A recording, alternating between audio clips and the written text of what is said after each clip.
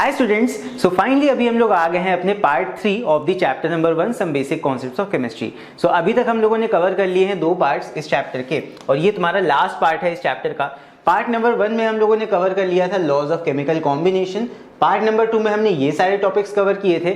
अभी part number 3 में हम बात करने वाले हैं इस चैप्टर के आखिरी हिस्से की, जो कि तुम्हारा है terms related to volumetric calculations. मतलब कि किसी भी सॉल्यूशन का कंसंट्रेशन हम कैसे बताते हैं, उससे रिलेटेड टर्म्स की हम बात करेंगे। जैसे कि एक तुम्हारा होता है मोल फ्रैक्शन, एक तुम्हारा होता है मोलारिटी, एक होता है मोलालिटी। अक्सर इनके ऊपर बेस्ड न्यूमेरिकल्स आ जाते हैं तुम्हारे एग्जाम में और बच्चे इसी में कंफ्यूज होते हैं। तो पहले तो हम बात करेंगे कि ये सारे टर्म्स होते क्या हैं, फिर इनके ऊपर ढेर सारे न्यूमेरिकल क्वेश्चंस को भी सॉल्व करेंगे। तो इस वीडियो में एंड तक बने रहना एंड इस वीडियो के साथ हमारा चैप्टर नंबर 1 भी एंड हो जाएगा। सो चैप्टर 1 के बाद हम लोग इसी सीक्वेंस में आगे बढ़ेंगे एंड चैप्टर नंबर 1 के बाद हम लोग करेंगे स्ट्रक्चर ऑफ एटम यानी कि चैप्टर नंबर 2। ठीक है, और कोई चैप्टर अगर तुम चाहते हो कि पहले मैं करा दूं तो नीचे कमेंट्स में लिख के तुम लोग बता सकते हो। एंड फिलहाल के लिए अभी हम लोग फर्स्ट चैप्टर शुरू करते हैं। तो सबसे पहले तो हम ये देख लेते हैं कि यहाँ पे हमें पढ़ना किन किन टर्म्स के बारे में है। तो यहाँ पे है terms related to volumetric calculation. तो ये होते क्या हैं? The concentration of a solution or the amount of substance present in its given volume can be expressed in any of the following ways। तो मतलब किसी भी सॉल्यूशन के अंदर कितना अमाउंट में सॉल्यूट प्रेजेंट है ये हम किसी भी तरीके से बता सकते हैं। उसको बताने के बहुत सारे तरीके होते हैं, तो उनमें से कुछ तरीके हैं जैसे कि हम मास परसेंट बता सकते हैं कि कितना अमाउंट ऑफ सॉल्यूट मास में यानी कि ग्राम में प्रेजेंट है इन सम अमाउंट ऑफ सॉल्वेंट, यानी कि सॉल्वेंट और सॉल्यूट का दोनों का हमने वजन का यहाँ पे रेशियो ले लिया। ठीक है, W/W ले लिया परसेंट। और एक और तरीका होता है मोल फ्रैक्शन में हम बता सकते हैं, हम दोनों के नंबर ऑफ मोल्स निकाल लें सॉल्यूट के और सॉल्वेंट के और वहां पे उनका रेशियो बता दें आपस में। ठीक है, एक होता है तुम्हारा मोलारिटी। मोलारिटी में हम number of moles dissolved per litre बताते हैं। इसके बाद एक होता है मोलालिटी। मोलालिटी में हम बताते हैं नंबर ऑफ मोल्स डिसॉल्व्ड पर केजी ऑफ द सॉल्वेंट, यानी कि वेट से डिफाइन करते हैं। तो ये चारों ही तुम्हारे सीबीएसई बोर्ड में है एंड ये तुम्हें एनसीईआरटी की बुक में देखने को मिल जाएंगे। अब बात करें अगर आईएससी बोर्ड के बच्चों की, सो आईएससी बोर्ड में ये चारों तो हैं ही, ये सारे तो तुम्हें पढ़ने ही पढ़ने हैं। आईएससी बोर्ड में 2 एक्स्ट्रा भी यहाँ पे तरीके हैं, जो कि है तुम्हारा एक वेट अपॉन वॉल्यूम यानी कि ग्राम पर लीटर वाला तरीका होता है और एक और तरीका है नॉर्मेलिटी। नॉर्मेलिटी तुम्हारा सीबीएसई बोर्ड में नहीं है बट ये कॉम्पिटिशन्स में पूछा जाता है, तो इसलिए मैं नॉर्मेलिटी को भी पढ़ाऊंगा एंड आईएससी बोर्ड में ये वाले 2 एक्स्ट्रा टॉपिक्स भी हैं, राइट। और बाकी ये सारे तो आईएससी बोर्ड में हैं ही। तो चलो स्टार्ट करते हैं अभी यहाँ पे। तो सबसे पहले तो हम यहाँ पे ये समझ लेते हैं कि सॉल्यूशन बेसिकली होता क्या है, फिर आगे इन टर्म्स की बात करेंगे डिटेल में। देखो, सॉल्यूशन का मतलब ये कि हमने क्या किया, एक सॉल्वेंट लिया, एक ऐसा सब्सटेंस लिया जिसके अंदर हम दूसरी चीज डिसॉल्व कर सकते हैं। मान लो फॉर एग्जांपल हमने पानी लिया, उसके अंदर कोई भी सब्सटेंस हमने डिसॉल्व कर दिया जो उसमें घुल सके आसानी से। तो यहाँ पे जब एक सॉल्यूट डिसॉल्व होगा सॉल्वेंट के अंदर, जैसे कि शुगर यहाँ पे हम डिसॉल्व कर रहे हैं वाटर के अंदर, तो शुगर हमारा क्या हो गया, शुगर हमारा हो गया सॉल्यूट। और किसके अंदर इसको डिसॉल्व किया जा रहा है, पानी के अंदर, पानी हमारा हो गया solvent. Water is a universal solvent, तुमने छोटे क्लासेस में पढ़ रखा है ये। तो यहाँ पे ये हो जाएगा हमारा एक सॉल्यूशन। ये क्या है, शुगर सॉल्यूशन हमने यहाँ पे बना लिया है। सो सॉल्यूशन के अंदर 2 चीजें होती हैं, एक तो सॉल्यूट होता है, एक सॉल्वेंट होता है। सो इतनी बात सॉल्यूशन के बारे में समझ लेना, बिकॉज अभी आगे जब हम कंसंट्रेशन टर्म्स की बात करेंगे तो यहाँ पे सॉल्यूट और सॉल्वेंट की बात हम बार बार करेंगे। चलो स्टार्ट करते हैं अभी। तो सबसे पहले हम देखते हैं मास परसेंट वाला तरीका। सो मास परसेंट बहुत ही सिंपल है। क्या करना है, मास ऑफ सॉल्यूट लेना है and upon mass of solution लेना है, इनटू 100 कर देना है। So mass of solute divide by mass of solution multiply by 100। जैसे मार्क्स का परसेंटेज निकालते हो तो उसी सेम तरह यहाँ पे मास का परसेंटेज निकाला जा रहा है। कितना सॉल्यूट है, कितने सोल्यूशन में डिसॉल्व है, मल्टीप्लाई बाय 100। सिंपल है। चलो इसके ऊपर बेसिक न्यूमेरिकल देखते हैं। सो यहाँ पे है क्वेश्चन, ये तुम्हारा एनसीईआरटी का क्वेश्चन है। A solution is prepared by adding 2 gram of a substance. 2 gram substance हम ऐड कर रहे हैं। सब्सटेंस ए कोई है, हमें नहीं पता कौन सा सब्सटेंस है, नाम नहीं दिया है इसका। 2 gram of a substance A to 18 gram water. तो हमने एक 2 ग्राम का सब्सटेंस लिया, पानी में उसको डिसॉल्व कर दिया। तो यहाँ पे कॉमन सेंस क्या कहता है, ये हो जाएगा सब्सटेंस हमारा सॉल्यूट जो हम ऐड कर रहे हैं। और किसमें ऐड कर रहे हैं, पानी के अंदर, तो पानी हमारा सॉल्वेंट है। सो calculate the mass percent of the solute. Solute का मास परसेंट बताना है हमें। तो सॉल्यूट यहाँ पे कितने ग्राम है, 2 ग्राम क्वेश्चन में दे रखा है। सॉल्वेंट हमारा कितना है, सॉल्वेंट हमारा दे रखा है 18 ग्राम ऑफ वाटर। 18 ग्राम पानी में हम इसको डिसॉल्व कर रहे हैं। तो यहाँ पे मास परसेंट कैसे निकालेंगे, मास परसेंट का फॉर्मूला लगाएंगे। Mass percent is equal to mass of solute upon mass of solution into 100। Solve करते हैं इसको तो यहाँ पे मास ऑफ सॉल्यूट हमें दे रखा है 2 ग्राम, मास ऑफ सॉल्यूशन। सो अब यहाँ एक बात का ध्यान रखना, जो सॉल्यूशन होता है it is equal to solute plus solvent. तो सॉल्वेंट और सॉल्यूट दोनों मिला के क्या बनाते हैं, सॉल्यूशन। तो अगर मास ऑफ सॉल्यूशन की बात हो रही है तो यहाँ सॉल्यूट का भी मास आएगा, सॉल्वेंट का भी मास आएगा। तो सॉल्यूशन का मास अपॉन में रखने के लिए हम दोनों मासेस को साथ में लेंगे। ये हो जाएगा 2 प्लस 18, सॉल्यूट प्लस सॉल्वेंट मिलके क्या बनाएंगे, सॉल्यूशन। ठीक है, तो इसमें कंफ्यूजन नहीं होना चाहिए, बिकॉज यहीं पे कई बच्चे गलती करते हैं। अपॉन में सिर्फ 18 नहीं होगा, अपॉन में पूरे सॉल्यूशन का मास होगा, यानी कि 2 प्लस 18 मल्टीप्लाई बाय 100। बस इसी को सॉल्व कर लेंगे, ये आ जाएगा 2 डिवाइड बाय 20 इंटू 100। सो यहाँ पे 2 और 20 आपस में कट जाएंगे, ये बचेगा 1/10, 0 से 0 कट जाएगा, ये आ जाएगा तुम्हारा 10%। तो यहाँ पे सॉल्यूट का मास परसेंट कितना आ गया, 10% आ गया। सो आई होप तुम लोग को ये क्वेश्चन समझ में आया होगा, इजी क्वेश्चन था, ये एनसीईआरटी बेस्ड क्वेश्चन था। चलो इसके बाद एक और क्वेश्चन देखते हैं। यहाँ पे है 10 gram of sucrose are dissolved in 100 gram of water. Simple यहाँ पे कहा गया है 10 ग्राम सुक्रोज हमने डिसॉल्व किया है 100 ग्राम पानी में, तो सुक्रोज हमारा क्या हो जाएगा, सॉल्यूट हो जाएगा, सॉल्वेंट हमारा क्या हो जाएगा, वाटर हो जाएगा। कितना कितना यहाँ पे मास प्रेजेंट है, सॉल्यूट हमारा है 10 ग्राम ऑफ सुक्रोज, सॉल्वेंट हमारा है 100 ग्राम ऑफ वाटर। इतना तो कॉमन सेंस से हम देख ही सकते हैं। फिर आगे है find the mass percentage of the sucrose in the solution. तो यहाँ पे सुक्रोज का मास परसेंट हमें निकालना है सॉल्यूशन में। कैसे निकालेंगे, फॉर्मूला लगाएंगे, mass percent is equal to mass of solute upon mass of solution into 100। रखते हैं, सॉल्व करते हैं इसको। ये तो अब तुम लोग भी कर सकते हो, साथ में यहाँ पे वीडियो को पॉज करके इसका आंसर निकाल के चेक कर लेना है यहाँ पे। चलो, मास ऑफ सॉल्यूट यहाँ पे कितना है 10, मास ऑफ सॉल्यूशन, सॉल्यूशन में दोनों का मास रखा जाएगा, solution is equal to solute plus solvent. तो यहाँ पे सॉल्यूट कितना 10, सॉल्वेंट कितना 100। तो यहाँ पे सॉल्यूट और सॉल्वेंट ऐड करेंगे तब हमें मिलेगा सॉल्यूशन का मास, मल्टीप्लाई बाय 100। बस इसको सॉल्व कर लेंगे, कितना आएगा, ये आ जाएगा 10 डिवाइड बाय 110, ये दोनों ऐड हो गए, और मल्टीप्लाई बाय 100।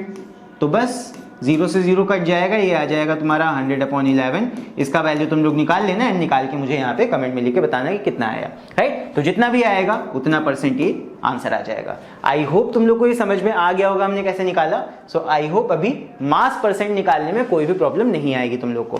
चलो, इसके बाद अब हम बात करते हैं अपने नेक्स्ट टॉपिक की, जिसमें हम रिप्रेजेंट करते हैं कंसंट्रेशंस को, एंड वो होता है हमारा मोल फ्रैक्शन। अब ये बहुत ही इंपॉर्टेंट है, बिकॉज ये तुम आगे क्लास 12th में भी पढ़ोगे। जब सॉल्यूशंस चैप्टर तुम लोग पढ़ोगे तो उसमें आएगा एक relative lowering of vapour pressure, तो उसके अंदर मोल फ्रैक्शन अगेन तुम्हें यूज करना पड़ेगा। तो इसको थोड़ा ध्यान से समझ लो, बिकॉज वहां तुम्हें ये काम आएगा। So mole fraction, it is the ratio of number of moles. देखो, मोल का फ्रैक्शन है तो ऑब्वियस बात है मोल्स यहाँ पे आ जाएंगे। मोल्स क्या होते हैं, given weight upon molecular wait. Number of moles का फॉर्मूला मैंने बताया था लास्ट वाले वीडियो में, अगर तुमने देखा होगा तो। नहीं देखा है तो पहले जाके उसको देख लो, या फिर इस वीडियो को देखने के बाद उसको देख लेना, ठीक है। बिकॉज कॉन्सेप्ट अधूरे नहीं छोड़ने, सारे यहाँ पे पार्ट जब देखोगे तभी तुम्हें पूरा चैप्टर क्लियर होगा, पहला वाला। चलो, यहाँ पे हो जाता है it is the ratio of number of moles of a particular component to the total number of moles of the solution. So यहाँ पे बहुत ही सिंपल सी बात है कि हमें मोल का आपस में फ्रैक्शन निकालना है। मान लो हमारा सॉल्यूशन है, देखना ध्यान से, मान लो हमारा सॉल्यूशन है, इसके अंदर कुछ A पार्टिकल्स हैं और कुछ B पार्टिकल्स हैं। मान लो इसमें दो तरह के पार्टिकल्स हैं, एक A है और एक B है। सिर्फ एक एक पार्टिकल A और B नहीं है, यहाँ पे बहुत सारे पार्टिकल्स हैं। A के बहुत सारे यहाँ पे दाने प्रेजेंट है, पार्टिकल्स प्रेजेंट हैं, B के बहुत सारे यहाँ पे पार्टिकल्स प्रेजेंट हैं एक सॉल्यूशन के अंदर। सो यहाँ पे अगर हमसे पूछा जाए कि बताओ मोल फ्रैक्शन ऑफ A कितना होगा हमारे सॉल्यूशन में, तो हम क्या करते हैं, हम सबसे पहले तो यहाँ पे number of moles of A निकाल लेते हैं और number of moles of B निकाल लेते हैं, बिकॉज हमें मोल की गिनती से यहाँ पे मतलब है। मोल फ्रैक्शन का मतलब ही क्या है, नंबर ऑफ मोल्स यहाँ पे हमको चाहिए होंगे, हमें यहाँ पे वजन से कोई मतलब नहीं है, हमें यहाँ पे नंबर ऑफ मोल्स से मतलब है। सो Na का मतलब number of moles of A, और उसी तरह Nb का मतलब number of moles of B। तो number of moles of A component और number of moles of B वाला कंपोनेंट हम निकाल लेंगे। तो मोल फ्रैक्शन ऑफ A क्या हो जाएगा, number of moles of A ऊपर न्यूमरेटर में रखेंगे upon total number of moles नीचे रखेंगे। जैसे वहां पे सॉल्यूशन के केस में क्या था, सॉल्यूट प्लस सॉल्वेंट मिलके सॉल्यूशन बनाते हैं ना, तो नीचे टोटल नंबर ऑफ मोल्स यानी Na प्लस Nb रखेंगे तो ये क्या हमें देगा, ये देगा mole fraction of A, because यहाँ पे A की हम बात कर रहे हैं न्यूमरेटर में। उसी तरह अगर हमसे पूछा जाएगा मोल फ्रैक्शन ऑफ B, तो B का हम यहाँ पे बता देंगे। सो यहाँ पे number of moles of B को इस बार ऊपर रखेंगे, डिवाइड बाय टोटल मोल्स रखेंगे Na प्लस Nb, तो जिसका भी नंबर ऑफ मोल्स का रेशियो हमें बताना होगा उसको न्यूमरेटर में रखा जाएगा, नीचे टोटल नंबर ऑफ मोल्स हो जाएगा। मोल फ्रैक्शन सिंपल ऐसे याद कर लो, मोल का फ्रैक्शन। तो चलो इसके ऊपर बेस्ड अभी एक क्वेश्चन देखते हैं। सो क्वेश्चन यहाँ पे है, a solution contains 25% water, 25% ethanol and 50% acetic acid. अच्छा यहाँ पे अब क्या कहा गया है, यहाँ पे तीन चीजें आ गई हैं। यहाँ पे हमारे सॉल्यूशन में तीन चीजें आ गई, वाटर आ गया और एक आ गया इथेनॉल और एक आ गया acetic acid. Water, ethanol and acetic acid, यही तो है। वाटर है 25%, 25% इथेनॉल है, 50% एसिटिक एसिड है। तो यहाँ पे इनका परसेंटेज हमको दिया हुआ है, ये 25% है, ये हमारा 25% है और ये लास्ट वाला हमारा 50% है। तो यहाँ पे हमारे सॉल्यूशन के अंदर तीन कंपोनेंट आ गए। मैंने फॉर्मूला दो कंपोनेंट के लिए बताया है, अब इसके लिए समझना क्या हमें करना है। तो यहाँ पे हमें तीन चीजें दी हुई हैं, तो इनको हम क्या मान सकते हैं, इसको A मान लेते हैं, इसको B मान लेते हैं और इसको C मान लेते हैं। तो यहाँ पे हम क्या करेंगे, सबसे पहले तो number of moles of A निकालेंगे, number of moles of B निकालेंगे, number of moles of C निकालेंगे, यानी कि इन तीनों के नंबर ऑफ मोल्स हम निकाल लेंगे अलग अलग। नंबर ऑफ मोल्स के लिए हमें वजन चाहिए होगा, तो वजन निकालने के लिए हम क्या कर सकते हैं, यहाँ पे परसेंटेज दे रखा है ना हमें मास का, तो यहाँ पे हम दिमाग लगाएंगे और हम लेट कर लेंगे। लेट, यहाँ पे नीचे में लिखता हूँ, लेट 100 ग्राम ऑफ सॉल्यूशन। तो यहाँ पे सॉल्यूशन को हम 100 ग्राम का मान लेंगे, तो 25 ग्राम ये हो जाएगा, 25 ग्राम ये हो जाएगा और 50 ग्राम ये हो जाएगा। लॉजिक समझ में आया? चलो अब देखते हैं क्वेश्चन कैसे करना है। तो यहाँ पे ये तीन चीजें हमारे सॉल्यूशन में डिसॉल्व हैं, वाटर, इथेनॉल, एसिटिक एसिड। हमने तीनों का यहाँ पे अलग अलग मास लिख लिया। हमारे पास 25 ग्राम H2O प्रेजेंट होगा, 25 ग्राम C2H5OH यानी कि इथेनॉल प्रेजेंट होगा और 50 ग्राम CH3COH यानी कि एसिटिक एसिड प्रेजेंट होगा। मैंने तीनों का फॉर्मूला लिख दिया है, वाटर हो गया, ये तुम्हारा इथेनॉल हो गया, ये तुम्हारा एसिटिक एसिड हो गया। और यहाँ पे 100 ग्राम सोल्यूशन हमने लेट कर लिया है, बिकॉज हमें परसेंटेजेस दे रखे थे। तो 100 ग्राम मान लोगे तो उसमें ये वहां 25 ग्राम, ये 25 ग्राम और ये 50 ग्राम हो जाएगा। ये हमें लेट करना पड़ेगा। सो इसके बाद अब हमें यहाँ पे मोल फ्रैक्शन चाहिए, तो यहाँ पे हमें तीनों का नंबर ऑफ मोल्स भी तो निकालना पड़ेगा। तो नंबर ऑफ मोल्स के लिए हमें क्या चाहिए होता है, नंबर ऑफ मोल्स का फॉर्मूला होता है given weight upon molecular wait, यानी कि हमें वाटर का, C2H5OH का और CH3COH का मॉलिक्यूलर वेट पता होना चाहिए। पानी का मॉलिक्यूलर वेट लास्ट वीडियो में मैंने बोला था 18 ग्राम होता है, याद कर लेना, बहुत काम आएगा। फिर उसके बाद C2H5OH यानी इथेनॉल का, ये हम निकाल लेते हैं RMM। इसका RMM कितना आ जाएगा, रिलेटिव मॉलिक्यूलर मास, ये आ जाएगा 12 × 2 + 5 × 1 + 16 और +1, तो ये हो जाएगा तुम्हारा 24 + 22, ये आ जाएगा 46 आ जाएगा तुम्हारा। तो 46 होता है मॉलिक्यूलर मास ऑफ C2H5OH। फिर उसके बाद इसी तरह CH3COH यानी एसिटिक एसिड का भी निकाल लेंगे, ये आ जाएगा 12 + 3 × 1 + 12 + 16 + 16 + 1, इसको ऐड कर लोगे ये आ जाएगा 60। तो मॉलिक्यूलर मास ऑफ CH3COH यानी एसिटिक एसिड 60 आ गया, 60 आ गया। तो बस अब नंबर ऑफ मोल्स सबके निकाल लो। पानी के नंबर ऑफ मोल्स, इसको A माना है हमने, तो पानी के number of moles given weight upon molecular wait. Given wait इसका है 25 ग्राम, ये हमने लेट कर लिया। 25 ग्राम इसका मॉलिक्यूलर वेट है 18, तो इसको डिवाइड करोगे ये आ जाएगा 1.389। फिर इसी तरह यहाँ पे number of moles of C2H5OH हम निकालेंगे। यहाँ पे गिवन वेट है 25, मॉलिक्यूलर वेट इसका अभी मैंने जस्ट निकाला 46, सो ये आ जाएगा 25/46 विच इज इक्वल टू 0.543। फिर इसके बाद number of moles of CH3COH यानी C निकाल लेते हैं, C कंपोनेंट, ये हो जाएगा गिवन वेट 50 है 50 और मॉलिक्यूलर मास हमारा हो गया 60, तो इसको डिवाइड कर लेंगे, ये आ जाएगा 0.833। तो ये तीनों के नंबर ऑफ मोल्स आ गए। अब यहाँ पे बारी बारी से हम तीनों का मोल फ्रैक्शन निकाल लेते हैं। तो मोल फ्रैक्शन पहले निकालेंगे, मोल फ्रैक्शन ऑफ किसका, वाटर का। तो मोल फ्रैक्शन ऑफ वाटर क्या हो जाएगा, वाटर को हमने A माना है, तो इसीलिए मोल ऑफ वाटर यानी कि Na ऊपर रखेंगे और नीचे सबका टोटल यानी कि Na + Nb + Nc, ये कर लेंगे। तो बस यहाँ पे वैल्यूज को रखते हैं, सॉल्व करते हैं। तो यहाँ हो जाएगा हमारा Na कितना है 1.389 डिवाइड बाय, नीचे तीनों को ऐड कर लेंगे, ये हो जाएगा 1.389 प्लस ये तुम्हारा है 0.543 प्लस और C हमारा कितना है नंबर ऑफ मोल्स 0.833। तो ये आ गया। यहाँ पे इसको अगर हम सॉल्व करेंगे कितना आएगा, ये आ जाएगा 1.389। नीचे इन तीनों को ऐड करेंगे, ये आ जाएगा कितना 2.765। इन दोनों को डिवाइड कर लेंगे, ये आ जाएगा 1.389 डिवाइड बाय 2.765, ये आ जाएगा हमारा 0.502। तो ये आ जाएगा हमारा मोल फ्रैक्शन। अब यहाँ पे इसका कोई यूनिट नहीं होगा बिकॉज मोल फ्रैक्शन तुम्हारा यहाँ पे एक फ्रैक्शन है, फ्रैक्शन में ऊपर और नीचे जो भी यूनिट होते हैं वो कट हो जाते हैं। सो यहाँ पे हमारा मोल फ्रैक्शन आ जाएगा 0.502। तो इसके बाद अभी हम लोग निकालते हैं चलो mole fraction of second component जो कि है इथेनॉल। तो नेक्स्ट निकालेंगे मोल फ्रैक्शन ऑफ किसका, इथेनॉल का। तो इथेनॉल का निकालने के लिए इस बार न्यूमरेटर में किसको रखना है, इथेनॉल को, यानी कि NB ऊपर रहेगा और नीचे रहेगा Na plus NB plus NC। तो बस वैल्यूज रख दो, निकाल दो। यहाँ पे न्यूमरेटर में आ जाएगा इस बार 0.543 और डिनोमिनेटर में Na plus NB plus NC। मैं तीनों को लिख नहीं रहा हूँ अलग अलग, तीनों को ऐड करके हमारा कितना आया था 2.765। तो यहाँ पे तीनों का सम मैं लिख रहा हूँ डायरेक्ट। सो इसको हम डिवाइड कर लेंगे, ये आ जाएगा 0.196। सो मोल फ्रैक्शन ऑफ इथेनॉल हमारा कितना आ जाएगा 0.196। ठीक इसी तरह अब थर्ड वाले को भी हम निकाल लेते हैं, इसका मोल फ्रैक्शन कितना आ जाएगा देखते हैं। तो यहाँ पे थर्ड कंपोनेंट का यानी कि एसिटिक एसिड का मोल फ्रैक्शन आएगा, mole fraction of acetic acid. तो एसिटिक एसिड का मोल फ्रैक्शन क्या आएगा, इस बार इसको ऊपर रखेंगे न्यूमरेटर में, डिवाइड में टोटल। तो ये आ जाएगा NC upon Na plus NB plus NC, ये हो जाएगा। तो बस यहाँ पे इसको सॉल्व कर लेते हैं। ये कितना आएगा, NC हमारा कितना है 0.833 डिवाइड बाय टोटल यहाँ पे आया था 2.765। तो बस इसको डिवाइड कर लेंगे, कितना आ जाएगा, ये आ जाएगा 0.833 डिवाइड बाय 2.765, ये आ जाएगा हमारा 0.301।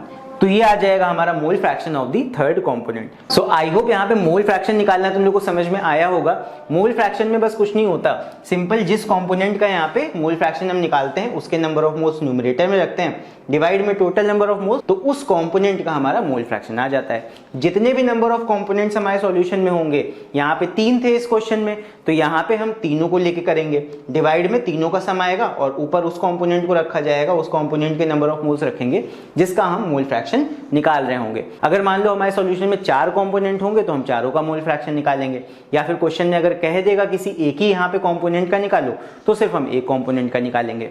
यहाँ पे हमसे कहा गया था calculate the mole fraction of each component, तो हमने देखो तीनों का निकाल के दिखा दिया है। आई होप समझ में आ गया होगा वाला क्वेश्चन। चलो बढ़ते हैं अभी आगे।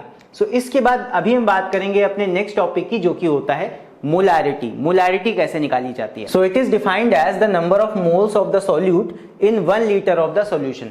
तो नंबर ऑफ मोल्स 1 लीटर में कितने प्रेजेंट हैं, यही तुम्हारा होता है molarity, number of moles dissolved in 1 litre of the solution. तो यहाँ पे इसको डिनोट किया जाता है कैपिटल M से। कैपिटल M लिखा होगा तो उसका मतलब क्या होगा, मोलैरिटी। कैपिटल M जरूरी है बिकॉज स्मॉल m का मतलब कुछ और होता है, अभी हम उसको भी पढ़ेंगे। तो कैपिटल M मतलब मोलैरिटी क्या होता है, number of moles dissolved in 1 litre of the solution.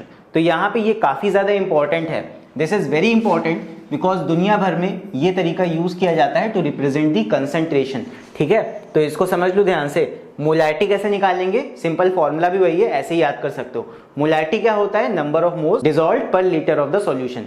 कितने number of moles 1 litre solution में डिसॉल्व है, यही क्या होता है मोलैरिटी। इसी से फॉर्मूला बन जाता है, molarity is equal to number of moles of solute dissolved in 1 litre. अब चलो इसके ऊपर बेस्ड एक क्वेश्चन करते हैं। So question is 4 gram of NaOH are dissolved in 200 centimetre cube of water.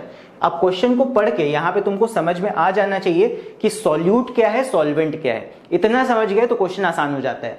यहाँ पे क्या कह रहा है, 4 ग्राम NaOH के हैं जो कि डिसॉल्व किए गए हैं 200 सेंटीमीटर क्यूब पानी में। तो 4 ग्राम NaOH है, ये तुम्हारा सॉल्यूट हो गया। इसको डिसॉल्व किया गया है 200 सेंटीमीटर क्यूब पानी में, तो ये तुम्हारा सॉल्वेंट हो गया। पानी सॉल्वेंट है, NaOH सॉल्यूट है। NaOH को डिसॉल्व किया जा रहा है पानी के अंदर। NaOH का वजन दे रखा है 4 ग्राम, और किसके अंदर, पानी के अंदर डिसॉल्व हो रहा है, इसका वॉल्यूम दे रखा है 200 सेंटीमीटर क्यूब, सेंटीमीटर क्यूब में दे रखा है, उसकी दिक्कत नहीं है, उसको अभी हम आगे चेंज कर लेंगे लीटर में, ठीक है। फिर आगे find the molarity of the solution, क्या फाइंड करना है, मोलैरिटी। तो मोलैरिटी क्या होता है, एक बार रिपीट कर लो, दोहरा लो, मोलैरिटी क्या होगा, number of moles dissolved in 1 litre of the solvent. तो यहां पे मोलैरिटी निकालने के लिए दो चीजें हमें चाहिए, एक तो नंबर ऑफ मोल्स चाहिए सॉल्यूट के, कितने नंबर ऑफ मोल्स सॉल्यूट के डिसॉल्व हैं, और यहाँ पे हमें सॉल्यूशन का वॉल्यूम चाहिए जो कि लीटर्स में होना चाहिए। तो यहाँ पे सबसे पहला काम तो हम ये करेंगे, नंबर ऑफ मोल्स निकालेंगे। तो नंबर ऑफ मोल्स के लिए हमें वजन चाहिए given weight upon molecular wait. तो गिवन वेट तो हमें क्वेश्चन में ही दे रखा है 4 ग्राम, ये मैंने यहाँ पे गिवन लिख लिया। फिर हमें मॉलिक्यूलर वेट चाहिए होगा सॉल्यूट का अपने, यानी कि NaOH का। तो NaOH का मॉलिक्यूलर मास निकालने के लिए जो तरीका मैंने तुम लोग को पिछले वीडियो में बताया था वैसे ही निकालेंगे। सोडियम का एटॉमिक वेट हमारा होता है 23, एक ही सोडियम है 23 हो जाएगा। ऑक्सीजन का होता है 16 तो प्लस 16, और हाइड्रोजन का एटॉमिक वेट 1 होता है तो प्लस 1। सो 23 प्लस 16 प्लस 1 ये आ जाएगा तुम्हारा 40। सो NaOH का मॉलिक्यूलर वेट हमारा कितना आ गया, मॉलिक्यूलर मास आ गया 40। अब यहाँ पे number of moles of NaOH अगर हम निकालेंगे तो ये होता है given weight upon molecular wait. ये फॉर्मूला भी मैंने तुम्हें लास्ट वीडियो में बताया था, इसको याद कर लो, बहुत ही इंपॉर्टेंट फॉर्मूला है। So number of moles of NaOH is equal to given weight upon molecular weight which is equal to 4/40। 4 हमारा गिवन वेट है, मॉलिक्यूलर मास अभी हमने निकाला 40, ये आ जाएगा 1/10 यानी कि 0.1 मोल्स, यानी कि हमारे सॉल्यूशन में 0.1 मोल्स हैं NaOH के। फिर इसके बाद अब यहाँ पे मोलैरिटी क्या होता है, number of moles dissolved in volume in litres. तो यहाँ पे molarity will be equal to number of moles कितने, 0.1 अभी हमने निकाला, डिवाइड बाय वॉल्यूम यानी कि 200 सेंटीमीटर क्यूब ये दे रखा है। लेकिन हमें वॉल्यूम किस में चाहिए होता है, फॉर्मूला अगर हम देखें तो यहाँ पे वॉल्यूम ऑफ सॉल्यूशन हमें लीटर्स में चाहिए, यही हमको यहाँ पे बस चेंज करना है, बाकी सब कुछ हमें दे रखा है। तो यहाँ पे आ गया number of moles 0.1 divide by 200 centimetre cube, बस इसको हम चेंज कर लेंगे लीटर में, बस इतना कर लोगे तुम्हारा काम हो गया। यहाँ पे 0.1 ऐसे ही रखा रहने देंगे, नीचे 200 को 1000 से डिवाइड कर देंगे, क्यों, क्योंकि 1 लीटर में 1000 मिलीलीटर होते हैं या फिर 1000 सेंटीमीटर क्यूब भी होते हैं। तो यहाँ पे 200 सेंटीमीटर क्यूब को 200 सेंटीमीटर क्यूब को अगर चेंज करेंगे लीटर में, 1000 से डिवाइड कर देंगे, लीटर में चेंज हो जाएगा। 1000 से डिवाइड कर दिया मैंने, लीटर में चेंज हो गया है। यहाँ पे 2 0 कट जाएंगे, 2/10 आएगा यानी कि 0.2 आ जाएगा नीचे। तो 0.1 डिवाइड बाय 0.2, पॉइंट से पॉइंट हट जाएगा, 1/2 आएगा यानी कि ये आ जाएगा 0.5। और क्योंकि हमने मोलैरिटी निकाला है तो मोलैरिटी में लास्ट में हम M लगा देते हैं। कैपिटल M का मतलब क्या, अभी मैंने बताया था this is denoted by capital M। तो कैपिटल M का मतलब ही क्या है कि ये मोलैरिटी है। सो मोलैरिटी का मतलब क्या होता है, नंबर ऑफ मोल्स यानी कि 0.5 moles dissolved per litre of the solvent, यानी कि इस सॉल्यूशन में 0.5 मोल्स डिसॉल्व्ड होंगे पर लीटर में, राइट। चलो आई होप समझ में आ गया होगा ये क्वेश्चन, समझ में आ गया हो तो अभी बढ़ते हैं नेक्स्ट क्वेश्चन की तरफ। इसके बाद यहाँ पे इस क्वेश्चन को देखते हैं, question number 5, find the mass of H2SO4 present in 100 centimetre cube of a decimolar solution. अब ये भी मोलैरिटी का ही क्वेश्चन है, लेकिन इस क्वेश्चन में हमें मोलैरिटी नहीं निकालनी है। यहाँ पे हमें कुछ चीजें गिवन है, फाइंड द मास, मास हमें फाइंड करना है ऑफ H2SO4। H2SO4 हमारा सॉल्यूट है, ठीक है, ये सॉल्यूट हो गया, present in 100 centimetre cube of a decimolar solution. 100 centimetre cube ये वॉल्यूम है of a decimolar solution. Decimolar का मतलब, मोलर मतलब मोलैरिटी की बात कर रहा है, डेसी का मतलब होता है, ये तुम्हारा प्रीफिक्स है, इसका मतलब होता है 1/10 यानी कि 0.1 डेसी, ठीक है। तो डेसी का मतलब 1/10 होता है यानी कि 0.1। तो 0.1 मोलैरिटी का एक सॉल्यूशन है, इसका मतलब ये है तुम्हें गिवन है कि मोलैरिटी तुम्हारी कितनी है 0.1, और यहाँ पे वॉल्यूम तुमको दे रखा है कितना सॉल्यूशन का 100 सेंटीमीटर क्यूब। तो यहाँ पे 100 सेंटीमीटर क्यूब लिख दिया, ये यहाँ पे मिसप्रिंट है, ये क्यूब ऐसे होगा, ठीक है, ये नीचे नहीं है। तो यहाँ पे 100 सेंटीमीटर क्यूब तुम्हारा वॉल्यूम हो गया, इसको हम तुरंत कन्वर्ट कर लेंगे लीटर में, बिकॉज पिछली बार मैंने वहीं पे जस्ट सॉल्व करते हुए किया था। यहाँ हम गिवन हिस्से में ही सेंटीमीटर क्यूब को लीटर में कर लेते हैं, क्योंकि हमें वॉल्यूम लास्ट में लीटर में ही चाहिए होता है। तो यहाँ पे मैंने सेंटीमीटर क्यूब को लीटर में कन्वर्ट करने के लिए 1000 से डिवाइड कर दिया, क्या होगा 0 से 0 कट जाएंगे, 2 1/10 बचेगा यानी कि 0.1 लीटर आ जाएगा ये। तो वॉल्यूम 0.1 लीटर हो गया। फिर यहाँ पे मोलैरिटी 0.1 हमें पता ही है, हमें क्या फाइंड करना है, हमें मास ऑफ H2SO4 फाइंड करना है, यानी कि वेट फाइंड करना है। तो यहाँ पे कैसे आएगा ये, देखो यहाँ पे हम मोलैरिटी का फॉर्मूला लगाएंगे, सॉल्व करते हैं इसको।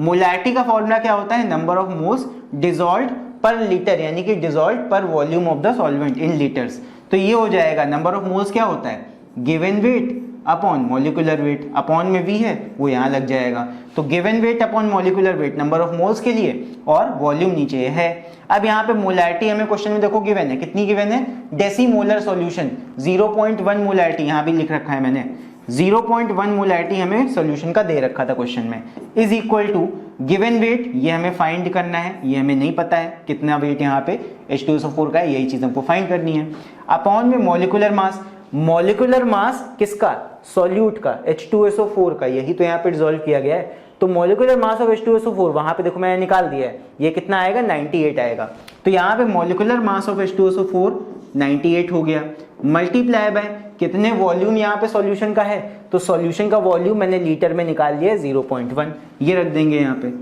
बस इसको सॉल्व कर लेंगे, W का वैल्यू आ जाएगा, तो ये आ जाएगा W is equal to 0.1 into ये वाला 0.1 इंटू 98, तो यहाँ पे पॉइंट हटेंगे, नीचे 100 आ जाएगा, ये आ जाएगा तुम्हारा 98 डिवाइड बाय 100 यानी कि ये आ जाएगा 0.98, और W किस में आएगा, ग्राम में, बिकॉज यहाँ पे जो गिवन वेट हम रखते हैं नंबर ऑफ मोल्स के फॉर्मूले में, ये हम रखते हैं ग्राम में, तो यहाँ पे हमारा आंसर कितना आ गया 0.98 ग्राम ऑफ H2SO4, सो ये आ जाएगा हमारा आंसर। सो आई होप तुम लोग को पहला क्वेश्चन भी समझ में आ गया होगा, समझ में आ गया हो तो अभी बढ़ते हैं अगले टॉपिक की तरफ। सो नेक्स्ट हमारा टॉपिक है मोलैलिटी। मोलैलिटी क्या होता है, मोलैलिटी से थोड़ा अलग है, मोलैलिटी वो मोलैरिटी था, number of moles dissolved per litre of the solution, ये मोलैलिटी है। इसका क्या मतलब होता है, थोड़ा सा फर्क है, that number of moles dissolved in 1 kg of the solvent, यहाँ अपॉन में वॉल्यूम को हटा के हम मास को ले आते हैं, तो यहाँ पे इसका मतलब क्या है, it is defined as the number of moles, ऊपर नंबर ऑफ मोल्स ही रहता है, लेकिन present in 1 kg of the solvent, molarity में क्या था 1 लीटर ऑफ द सॉल्वेंट, यहाँ क्या है 1 kg of the solvent, solvent का वॉल्यूम फेंक के हमने यहाँ पे मास को रख लिया है, राइट, तो यहाँ पे फॉर्मूला क्या बन जाएगा, मोलैलिटी। अब इस बार हम इसको डिनोट करेंगे स्मॉल m से, मोलैरिटी डिनोट होता है कैपिटल M से, मोलैलिटी के लिए फिर हम लोग यूज करते हैं स्मॉल m, ये चीज याद रखना। So molality small m is equal to number of moles of solute dissolved per kg of the solvent, बस इतना ही है।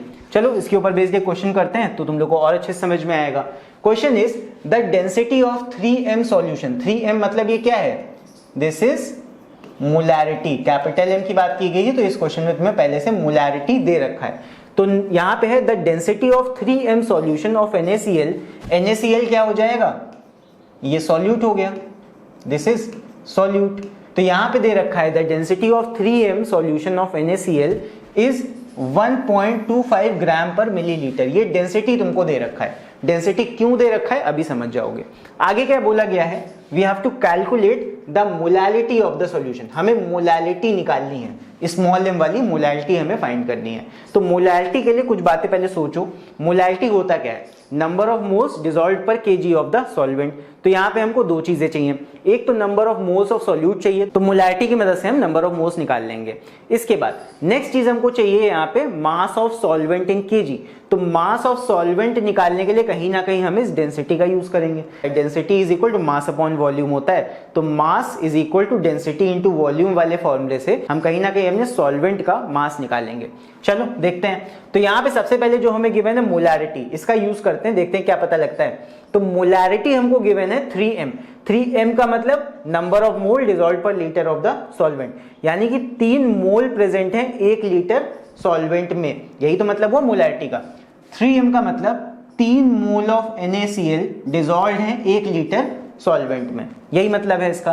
अब एक चीज समझो, मैंने मोल कॉन्सेप्ट यानी लास्ट वीडियो में तुम्हें बताया था दैट किसी भी सब्सटेंस का 1 मोल का मतलब उसके RMM मास के बराबर होता है, यानी कि 1 मोल ऑफ वाटर क्या होता है 18 ग्राम के बराबर, तो यहाँ पे 1 मोल ऑफ NaCl कितने ग्राम के बराबर होगा, अगर हम NaCl का रिलेटिव मॉलिक्यूलर मास निकालें तो मॉलिक्यूलर मास ऑफ NaCl हो जाता है 23, Na का होगा, Cl का होगा 35.5, 35.5, ऐड करेंगे 58.5 आ जाएगा, तो NaCl का मॉलिक्यूलर मास आ गया 58.5, तो यहाँ पे 1 मोल ऑफ NaCl 58.5 ग्राम के बराबर होगा। हमें यहाँ पे सॉल्यूशन में दे रखा है 3 मोल, बिकॉज 3m सॉल्यूशन है, तो 3 मोल ऑफ NaCl मतलब हो गया 3 इंटू 58.5 ग्राम, यानी कि 175.5 ग्राम ऑफ NaCl हमारे सॉल्यूशन में प्रेजेंट है। सो यहाँ पे सिर्फ 3m की मदद से हमने इतनी जानकारी निकाल ली कि हमारे सॉल्यूशन में इतने ग्राम NaCl का प्रेजेंट है 175.5, ठीक है, इतना हमने निकाल लिया। फिर उसके बाद यहाँ पे जो डेंसिटी हमको दे रखी है उसकी मदद से हम मास ऑफ सॉल्यूशन निकाल सकते हैं। तो मास ऑफ 1 लीटर सॉल्यूशन, ये सॉल्यूशन का मास है, ध्यान रखना, mass of 1 litre solution will be density into volume. Density is equal to mass upon volume होता है, तो mass is equal to density into volume. कुछ यहाँ पे हमें बेसिक फॉर्मूला भी यूज करने पड़ेंगे। तो यहाँ पे mass of 1 litre solution will be equal to density into volume. 1 litre solution का मास निकालना है, तो यहाँ पे वॉल्यूम 1 लीटर रखेंगे। तो डेंसिटी हमको दे रखा है 1.25 ग्राम पर ml, वहां देख लो ग्राम पर ml हमको दे रखा है, तो 1 ग्राम पर मिलीलीटर, 1.25 ग्राम पर मिलीलीटर डेंसिटी है। तो यहाँ पे हमको चाहिए कि 1 लीटर का मास कितना होगा, लेकिन यहाँ पे डेंसिटी तो ग्राम पर मिलीलीटर में दे रखा है, तो हम यहाँ पे 1 लीटर को 1000 ml के फॉर्म में रख के मल्टीप्लाई करेंगे। वॉल्यूम मैंने 1000 ml रख दिया, तो ml से ml कट जाएगा, 1000 मल्टीप्लाई हो जाएगा, कितना आ जाएगा 1250 ग्राम। इसका मतलब 1 लीटर सोल्यूशन का भार कितना है 1250 ग्राम। 1 लीटर सॉल्यूशन को अगर हम तौल के देखेंगे तो 1250 ग्राम के बराबर आएगा। अब यहाँ पे ये तो हो गया सॉल्यूशन का मास, सॉल्यूशन के अंदर सॉल्यूट भी होगा और हमारा पानी भी होगा। अब यहाँ पानी यानी कि सॉल्वेंट का अगर हमें मास निकालना हो तो सॉल्यूशन के मास में से सॉल्यूट का मास हम माइनस कर देते हैं। तो यहाँ पे mass of water will be equal to solution का मास लिया, 1 लीटर सॉल्यूशन का मास इतना है, ये ले लिया, इसमें कितना हमारा नमक डिसॉल्व था ये हम निकाल चुके हैं 175.5, तो ये आ जाएगा 1250, ये हमारे सॉल्यूशन का मास माइनस 175.5, ये हमारा सॉल्यूट का मास। तो यहाँ सॉल्यूशन के मास में से सॉल्यूट का मास हम माइनस कर देंगे तो क्या मिल जाएगा, हमें मिल जाएगा हमारे सॉल्वेंट का मास यानी कि पानी का मास। तो हमारा पानी कितना होगा 1074.5 ग्राम, ये हमारा पानी का मास हो गया। ये ग्राम में है, पानी के मास को केजी में कर लिया, 1.0745 केजी इतना पानी आ जाएगा। सो आई होप ये चीज समझ में आई होगी। थोड़ा सा यहाँ कॉन्सेप्ट ज्यादा है, यहाँ पे तुमको इन डेप्थ समझना पड़ेगा ये कैसे हम निकाल रहे हैं। अगर ये समझ जाओगे तो आगे का काम बहुत आसान है। अब यहाँ पे हमने निकाल लिया कि हमारा कितना पानी यानी कि सॉल्वेंट प्रेजेंट है। नंबर ऑफ मोल्स हमें सवाल में ही दे रखा था 3 है, तो बस लास्ट में क्या होगा molarity is equal to number of moles dissolved पर केजी ऑफ सॉल्वेंट यानी वेट इज इक्वल टू, यहाँ नंबर ऑफ मोल्स 3 है, वेट ऑफ सॉल्वेंट हमने निकाल लिया है 1.0745 रख दिया, इन दोनों को डिवाइड कर लोगे आ जाएगा 2.79 और आगे हमने स्मॉल m लगा दिया, इसका मतलब क्या है मोलारिटी। तो आई होप तुम लोग को यह क्वेश्चन समझ में आया होगा। इसको एक बार देख लो, कहीं पे भी कोई डाउट आ रहा हो तो नीचे कमेंट्स में लिखकर तुम लोग पूछ सकते हो। वैसे तो आई होप समझ में आ गया होगा, एक बार इसको खुद से भी लगा के देख लेना, अगर एक बार इसको अपने आप से भी लगा लोगे तो ज्यादा अच्छा रहेगा। चलो बढ़ते हैं आगे, अभी बात करते हैं नेक्स्ट टॉपिक की। पहले से बता दूं ये तुम्हारा एनसीईआरटी में मेंशन नहीं है, लेकिन आईएससी बोर्ड के अगर तुम स्टूडेंट हो तो तुम्हारे कोर्स में ये भी है। पढ़ते हैं इसको बिकॉज ये कंपटीशन से पूछा जाता है, एनसीईआरटी की बुक में नहीं है वो बात अलग है, लेकिन कॉम्पिटिशन्स में ये भी आते हैं। सो इस वाले तरीके में हम क्या करते हैं, यहाँ पे हम वेट और वॉल्यूम का रेशियो लेते हैं। तो यहाँ पे क्या होता है concentration of a solution in grams पर litre refers to the amount of solute in grams present in 1 liter of the solution। तो बहुत ही सिंपल है, यहाँ ना मोल आएगा ना कुछ आएगा, यहाँ सिंपल हम ये बता देते हैं कि इतने ग्राम ऑफ सॉल्यूट हमने मिला रखा है अपने सॉल्यूशन में। 1 लीटर सॉल्यूशन में कितना ग्राम सॉल्यूट मिलाया गया सीधे सीधे बता दिया जाएगा। फॉर एग्जाम्पल हमने कहा 5 ग्राम पर लीटर NaCl, इसका मतलब क्या है कि 5 kg NaCl मिला हुआ है 1 लीटर सॉल्यूशन में। सो यही है, सिंपल सी चीज है। इसके ऊपर मुझे कोई न्यूमेरिकल मिला नहीं तो मैंने न्यूमेरिकल कोई सॉल्व नहीं करा है। बाकी इसका मतलब समझ लेना कि ग्राम पर लीटर का मतलब क्या, कि तुम्हें अगर दे रखा है 5 ग्राम पर लीटर NaCl, इसका मतलब 1 लीटर सॉल्यूशन में 5 ग्राम NaCl डिसॉल्व्ड है, बस इसका मतलब यही होता है। चलो इसके बाद नेक्स्ट देखते हैं, next is normality. Now this is very important, ये तुम्हारा कॉम्पिटिशन्स में भी काफी ज्यादा पूछी जाती है और बाकी आईएससी बोर्ड में तो है ही। तो नॉर्मेलिटी के ऊपर काफी क्वेश्चंस आते हैं। और एक और चीज, जब तुम्हारा प्रैक्टिकल होगा केमिस्ट्री का क्लास 11-12 में, तो वहां पे अगर टाइट्रेशन जब तुम लोग करोगे तो वहां पे एक फॉर्मूला यूज करते हो N1V1 = N2V2, तो वो किसका होता है, वो नॉर्मेलिटी का ही होता है। सो इसीलिए इस चीज को पढ़ना काफी ज्यादा इंपॉर्टेंट है। तो यहाँ पे नॉर्मेलिटी क्या होता है इसको समझते हैं। So the number of gram equivalents, अब यहाँ नंबर ऑफ मोल्स नहीं आ रहा है, ये एक नया वर्ड आ गया नंबर ऑफ ग्राम इक्विवेलेंट्स। इसका मतलब क्या होता है अभी मैं समझाऊंगा। The number of gram equivalents of the solute, solute के कितने ग्राम इक्विवेलेंट्स डिसॉल्व्ड हैं, dissolved per litre of the solution at a particular temperature is called normality of the solution. अब यहाँ दो चीजें चेंज हैं। पहली चीज तो नंबर ऑफ ग्राम इक्विवेलेंट्स की बात की गई है, नंबर ऑफ मोल्स नहीं, number of gram equivalents of the solute dissolved per litre of a solution at a particular temperature, यहाँ टेम्परेचर भी आ गया। सो नॉर्मेलिटी यहाँ पे डिपेंड करती है दो चीजों पे, एक तो नंबर ऑफ ग्राम इक्विवेलेंट्स कितने डिजॉल्व है तुम्हारे सॉल्यूशन में, डिजॉल्व पर लीटर, 1 लीटर सॉल्यूशन में कितने नंबर ऑफ ग्राम इक्विवेलेंट्स तुमने डिजॉल्व किए सॉल्यूट के, और दूसरी चीज eight a particular temperature, temperature को घटाओगे बढ़ाओगे तो नॉर्मेलिटी की वैल्यू भी चेंज हो जाएगी। टेम्परेचर पे डिपेंड करता है नॉर्मेलिटी, ये बात इसको खास बनाती है।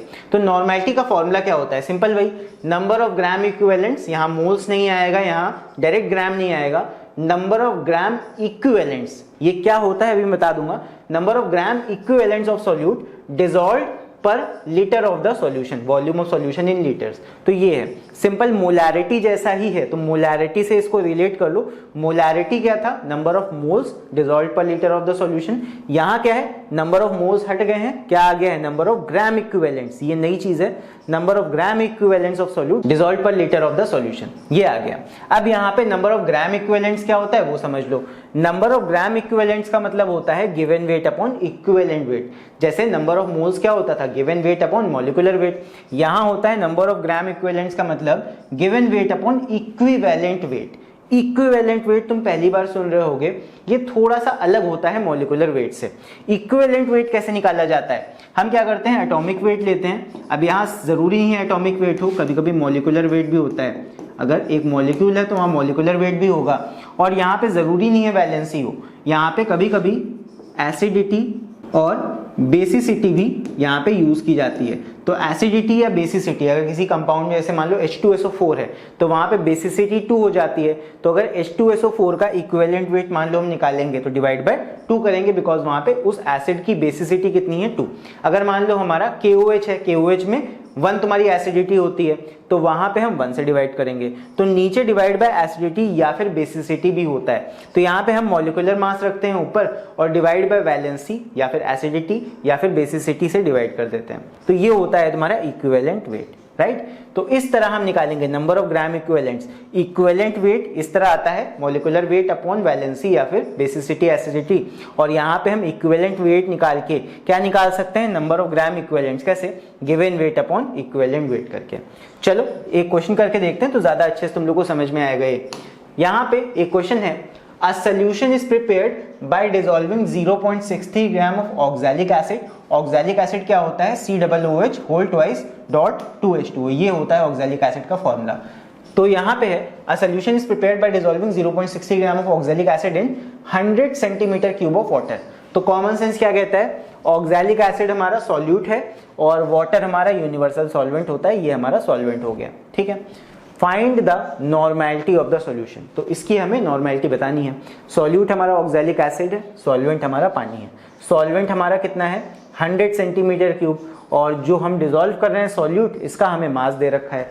तो यहाँ पे हमको क्या चाहिए होगा, अगर हमें नॉर्मेलिटी निकालना है तो नंबर ऑफ ग्राम इक्विवेलेंट्स चाहिए होंगे और वॉल्यूम चाहिए होगा।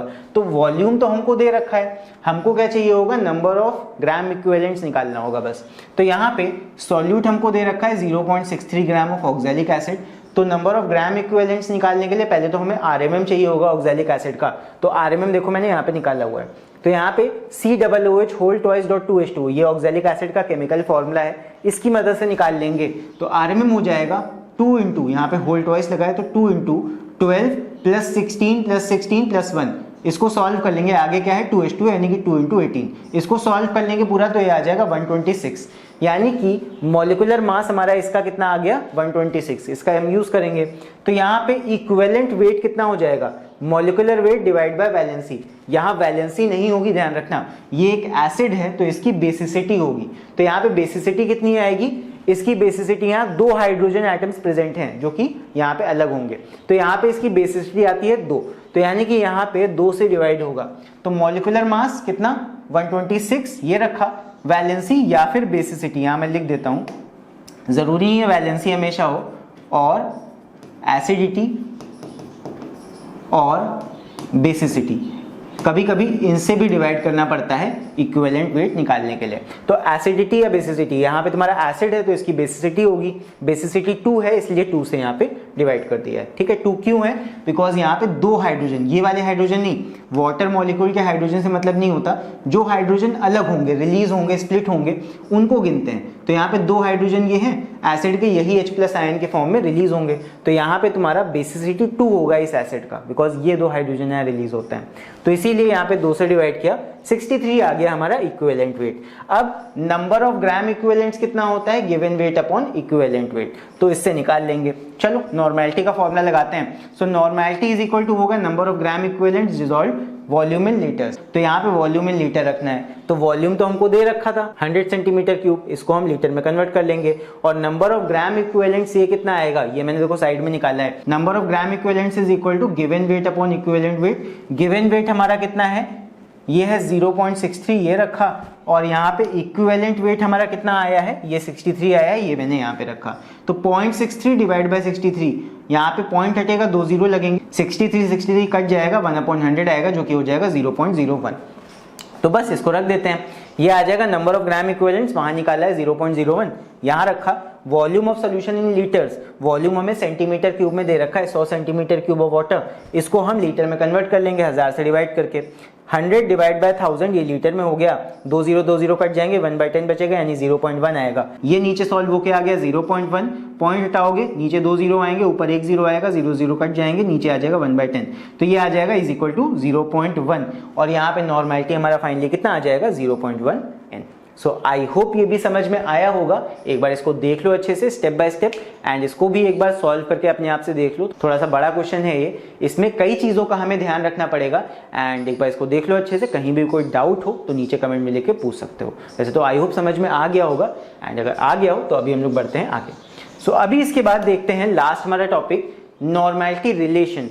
अगेन बोलूंगा ये एनसीईआरटी की बुक में अलग से मेंशन नहीं है, लेकिन तुम्हारे प्रैक्टिकल पॉइंट ऑफ व्यू से and competition point of view से ये भी इंपॉर्टेंट है। सो नॉर्मेलिटी रिलेशन क्या होता है, अब ये एक ऐसा रिलेशन है जो कई जगह कैलकुलेशंस में हम यूज करते हैं, और मेनली ये 2 जगहों पे यूज होता है। एक तो जब तुम लोग प्रैक्टिकल में टाइट्रेशन करते हो, एक एसिड को एक बेस के साथ रिएक्ट करा के न्यूट्रलाइज करते हो, टाइट्रेशन जब हम करते हैं तो वहां पे टाइट्रेशन में जब कैलकुलेशन करेंगे तो वहां पे इसका यूज होता है। और एक डाइल्यूशन के केस में यूज होता है कि मान लो हमारे पास कोई सॉल्यूशन है, उसमें हम पानी मिला के उसको डाइल्यूट कर रहे हैं, एंड उसको डाइल्यूट करने के बाद उसका नया नॉर्मेलिटी क्या होगा वो हम निकालते हैं। तो 2 केसेस में ये यूज होगा ये फॉर्मूला, दैट टाइट्रेशन में और डाइल्यूशन में। सो टाइट्रेशन और डाइल्यूशन में क्या यूज करेंगे, N1V1 is equal to N2V2, initial normality और वॉल्यूम, फाइनल नॉर्मेलिटी और वॉल्यूम।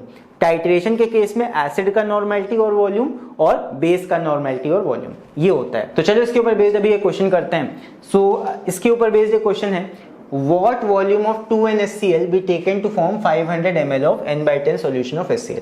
अब यहाँ जरा देखो क्या हो रहा है, यहाँ पे हमारे पास में 2N नॉर्मेलिटी मतलब 2 है उसकी HCl सॉल्यूशन की, तो हमें इसमें पानी मिलाना है और डाइल्यूट करना है इसको to form 500 ml of N/10 solution of HCl। देखो यहाँ पे नॉर्मेलिटी कम हो रही है, पहले 2N थी, और जब हमने और पानी मिलाया 500 ml बना दिया उसको, तो N/10 हमारा नॉर्मेलिटी हो गया, यानी 1/10, बहुत कम नॉर्मेलिटी हो गया। तो यानी कि हम इसमें पानी मिला के इसको डाइल्यूट कर रहे हैं, तो यहाँ पे डाइल्यूशन के लिए ये वाला फॉर्मूला हम यूज करेंगे, ये वाला केस डाइल्यूशन के लिए हम यूज करेंगे यहाँ पे। तो डाइल्यूशन के केस में क्या होता है, N1V1 is equal to N2V2, इसका यूज करेंगे। तो यहाँ पे इनिशियल कंडीशन क्या है, इनिशियली हमारा नॉर्मेलिटी है 2, ठीक है, वॉल्यूम कितना है इनिशियली वो हमें नहीं पता, शुरुआत में कितना हमने वॉल्यूम लिया वो हमको निकालना है। फाइनली हम यहाँ पे 500 ml का सॉल्यूशन बना रहे हैं, तो फाइनल हमारा वॉल्यूम हो जाएगा 500 ml, V2 हो गया इतना, और फाइनल हमारा नॉर्मेलिटी कितना है N/10, यानी कि 1/10। N का मतलब बस ये है कि ये नॉर्मेलिटी यहाँ बता रहा है, तो 1/10 नॉर्मेलिटी हो गया, यानी कि 0.1। तो बस फॉर्मूला लगा दो, N1V1 is equal to N2V2, initial normality into volume is equal to final normality into volume. तो यहाँ पे N1V1 2 इंटू V1 हमको नहीं पता निकालना है, तो V1 हो गया इज इक्वल टू N2 हमारा 0.1 है, तो 1/10 मैंने रख दिया है, V2 हमारा 500 है, 500 रख दिया। ध्यान रखना ml में रख रहे हैं, तो ml में ही वॉल्यूम आएगा ये वाला भी, ठीक है। तो V1 इज इक्वल टू हो जाएगा 500, यहाँ पे 0 कट जाएगा, 50 बचेगा, 2 इधर अपॉन में आ जाएगा, तो 50/2 इज इक्वल टू 25, और ml में था वॉल्यूम तो ml में आ गया, V1 हमारा 25 ml आ गया, यानी कि इनिशियली हमें 25 ml का यहाँ पे HCl सॉल्यूशन लेना पड़ेगा ताकि हम 500 ml का N/10 सॉल्यूशन बना सकें, राइट। चलो बढ़ते हैं आगे, अभी देखते हैं एक और क्वेश्चन, ये तुम्हारा टाइट्रेशन वाला है, this is titration based question. तो टाइट्रेशन में कैसे लगता है देखते हैं इसको। यहाँ पे है क्वेश्चन नंबर 9 में 25 ml ऑफ N/10 NaOH, ये तुम्हारा क्या है, एक बेस है। सो NaOH का सॉल्यूशन है जिसका नॉर्मेलिटी कितना है, N/10, और यहाँ पे वॉल्यूम कितना दे रखा है, 25 ml। तो यहाँ पे बेस NaOH है, इसकी डिटेल मैंने लिख ली है पहले से। तो नॉर्मेलिटी हमें गिवन है 0.1, बिकॉज N/10 दे रखा है, तो 1/10 नॉर्मेलिटी हो गई, 0.1 मैंने लिख लिया। और वॉल्यूम हमको दे रखा है NaOH का 25 ml, NaOH सॉल्यूशन तुम्हारा 25 ml है, तो N1V1 इतने इतने हो गए। फिर इसके बाद solution exactly neutralize 20 ml of N acid solution. तो ये न्यूट्रलाइज कर रहा है 20 ml of N acid solution को। सो यहाँ पे वॉल्यूम हमको एसिड सॉल्यूशन का दे रखा है 20 ml, जिसका हमको नॉर्मेलिटी नहीं पता है। क्वेश्चन क्या है, what is the normality of the acid solution. तो एसिड वाले सॉल्यूशन का नॉर्मेलिटी कितना होगा, बस हमें ये निकालना है। तो बस यहाँ पे हम फॉर्मूला यूज कर लेंगे using N1V1 is equal to N2V2। अब यहाँ इनिशियल फाइनल की जगह क्या हो जाता है, बेस का यहाँ N1V1 और इधर एसिड का N1V1, बस वैल्यूज रख दो। तो यहाँ पे आ जाएगा 1/10 into 25 is equal to, N2 हमारा निकालना है हमको, तो N2 ऐसे ही रखेंगे, एंड V2 हमारा 20 ml है, तो ये यहाँ 20 हो गया। बस इसको सॉल्व कर लो, ये हो जाएगा 20 इधर आ जाएगा नीचे, तो 25/20 और नीचे 10 तो है ही है, तो 25/20 और ये 10। बस इसको सॉल्व कर लेंगे, कैंसिल आउट कर दो, 5 से कट जाएगा, 5 5 ज़ा 25, 5 4 ज़ा 20 और 5 2 ज़ा 10। यहाँ पे तुम्हारा 4 2 ज़ा 8 हो जाएगा, तो 1/8 आ गया। तो ये आ जाएगा तुम्हारा 0.125 N। सो यहाँ पे हमें एसिड सोल्यूशन की नॉर्मेलिटी कितनी आ जाएगी, 0.125। ठीक है, सो एक बार देख लो इसको, इजी था ये भी। सो यहाँ पे हम कुछ इस तरह यूज करते हैं टाइट्रेशन में इस फॉर्मूले का। ये काफी ज्यादा इंपॉर्टेंट फॉर्मूला है, बिकॉज जब तुम लोग प्रैक्टिकल करोगे, एक्सपेरिमेंट करोगे टाइट्रेशन वाला, तो वहां पे इसी फॉर्मूला का यूज करके हम कैलकुलेशंस करते हैं। ठीक है, नॉर्मेलिटी इसी से निकालते हैं। सो आई होप समझ में आ गया होगा। इसके बाद अब लास्ट 2 होमवर्क क्वेश्चन है तुम लोग के लिए, इन दोनों को तुम लोग सॉल्व करना एंड इनका आंसर तुम लोग नीचे कमेंट्स में लिखकर जरूर से बताना। इन दोनों को चाहो तो स्क्रीनशॉट ले लो एंड एक बार इसको सॉल्व जरूर करना, क्योंकि इनको सॉल्व करके जब तुम लोग आंसर कमेंट्स में लिखोगे तभी मुझे पता लगेगा कि वीडियो को तुम लोग पूरा देख रहे हो एंड एक्चुअली इन वीडियो से तुम्हें हेल्प मिल रहा है। सो आई होप इस वीडियो में जितनी भी बातें मैं तुम लोग को एक्सप्लेन की हैं वो सारी चीजें तुम लोग को अच्छे समझ में आई होंगी। अगर कहीं पे भी कोई डाउट हो तो नीचे कमेंट्स में लिखकर तुम लोग पूछ सकते हो। बाकी अगर इस वीडियो से हेल्प मिली हो तो इस वीडियो को लाइक जरूर करना एंड अगर इस चैनल पर नए हो, अगर आगे के और भी वीडियोस देखना चाहते हो तो जरूर से इस चैनल को सब्सक्राइब कर लेना एंड साथ में बेल आइकन को भी प्रेस कर देना, ताकि आगे जब मैं वीडियोस पोस्ट करूं तो उसका नोटिफिकेशन तुम्हारे पास जरूर से पहुंच जाए। एंड तुम लोग चाहो तो इस वीडियो को अपने फ्रेंड्स के साथ भी शेयर कर सकते हो, बिकॉज तुम लोग का जब सपोर्ट रहेगा, तुम लोग इन वीडियोस को शेयर करोगे, लाइक करोगे, पूरा एंड तक देखोगे, तो तभी ये चैनल फिर आगे बढ़ेगा एंड तभी मैं तुम लोग की और भी ज्यादा हेल्प कर पाऊंगा। सो फिलहाल के लिए अभी इस वीडियो में इतना ही एंड अब हम लोग मिलेंगे अगले वीडियो में। तब तक के लिए take care, see you and bye bye.